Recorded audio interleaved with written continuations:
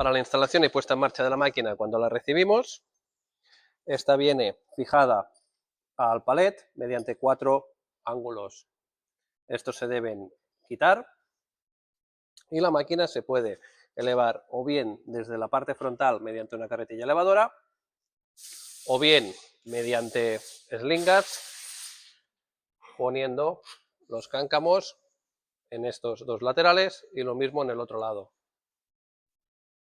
Una vez tenemos la máquina instalada ya en el sitio de trabajo, debemos conectarla a la electricidad, al voltaje que está indicado en la placa de la máquina y en el pedido.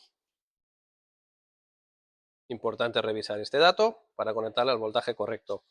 En la parte trasera, que aquí vendría una tapa, pero ahora hemos quitado para que se pueda ver, debemos conectar el sistema neumático de aire para el accionamiento de la mordaza y la electricidad.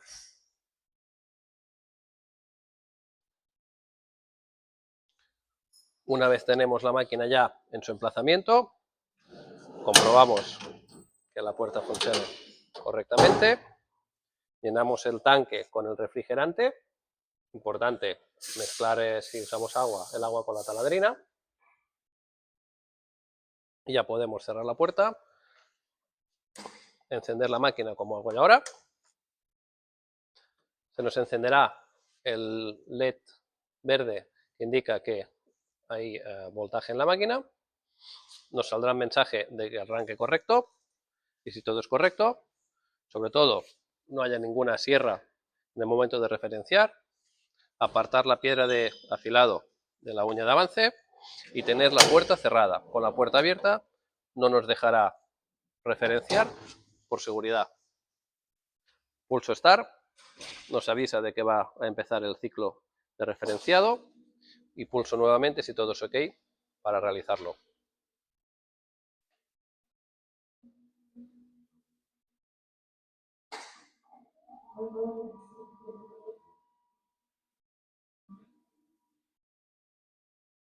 Una vez la máquina ha referenciado, ya está lista para trabajar, pero la primera cosa que comprobaremos una vez la recibimos es el sentido de giro del motor.